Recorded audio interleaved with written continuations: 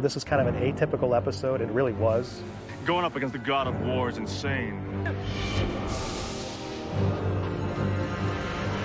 The thought came up was, why don't we introduce some other characters, play with them a little bit, see if any of them are really strong, and then possibly bring them back for a later episode where they might pair off with Gabrielle and give Lucy a little bit of a break. That's the medal of Hephaestus.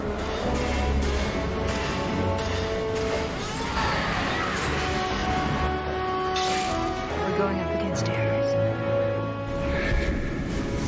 I wanted to introduce 4 other characters, see which ones really came off personality-wise, which ones we kept by the end of the episode, and whether there was some potential to it.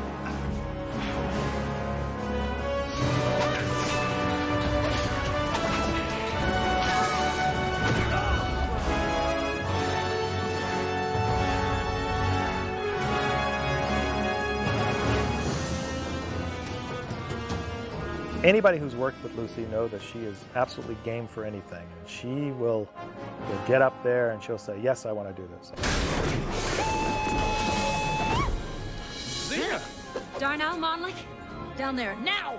We were in a meeting one time and Rob called us from New Zealand and said that Lucy wanted to do a fall into an airbag. I said, Rob, I've worked on a lot of action shows. Really, that's a dangerous stunt. You know, it may not be a huge fall, but it's still, you miss the bag by inches or just off center and everything. It's a dangerous stunt. And Rob said, well, Steve, I wouldn't let Lucy do anything that I wouldn't do. And I said, Rob, the difference is if you miss the bag, I still have a job. She didn't do it, but she was game to. We were worried about wearing her out too early.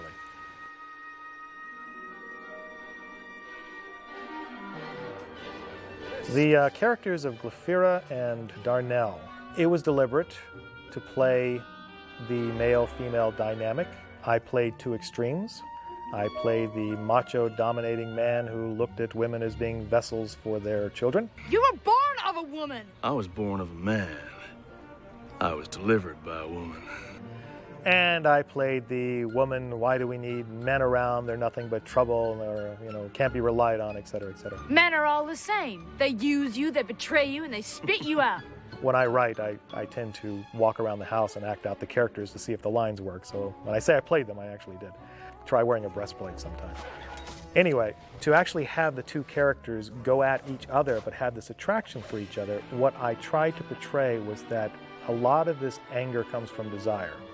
It comes from unfulfilled expectations. They were both damaged goods when they came together. Men are so easy. Through their assault on each other, they found that they liked it. They liked the challenge of each other. And through the course of the episode, you found out that the 2 characters could actually trust each other and rely on each other. And when they left the episode, I actually wanted those characters to come back. Those were the 2 characters I picked for coming back some other time. I even had played with the idea of wow, here's a spin-off series. We could do this. Glaphyra and Darnell. How'd you like those apples, sweet cheeks? Moonlighting in Mycenae.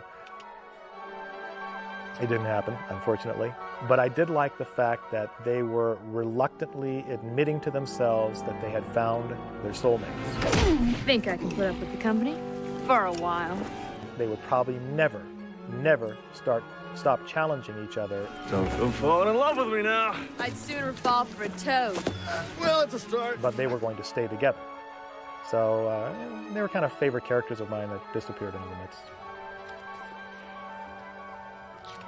Now, what we discovered before we even started shooting the episode was that the chemistry of the show and the crux of the show were the 2 characters, was Gabrielle and Zena.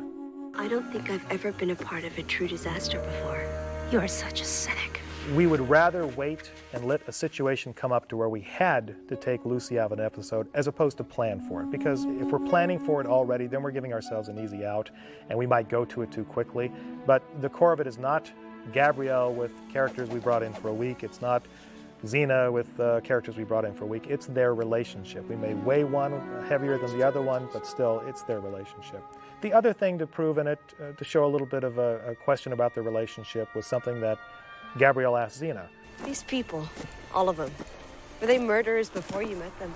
She found these people when they were normal people and turned them into a gladiator, into a thief. Monlick here was a master thief. Taught Autolycus a thing or 2.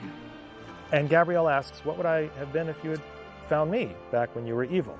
Before they met me, They were like me. Real people. Maybe even good people.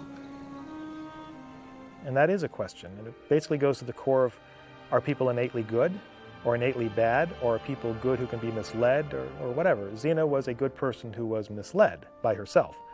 But could Gabrielle have fallen to that same fate? By the end of the episode, what I hope to answer, at least Xena answered it for Gabrielle, was no. No, Gabrielle, you may be testing the waters here and there, but you're a pure person. That's not going to change, and I couldn't have affected that. The real question is, could you have affected me? question is, who would I be without you?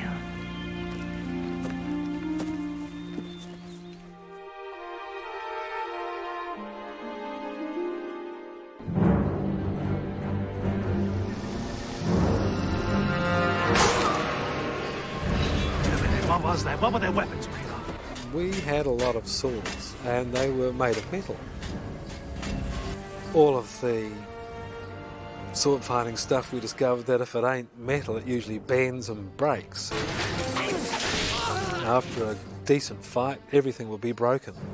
So we always made a metal sword to begin with, and then matched with that would be a series of soft swords and rubber swords that would be safer to use. We used a lot of polystyrene. Well, we tried to use it in a responsible manner, you know, recycle always as much of it as we could. In our defence. Well, we never really had a castle per se. We had bits of castles that when we shot different bits of them, and then, you know, sequentially they went together, and that would have been the castle for that episode. So of course we would never have blown up a castle.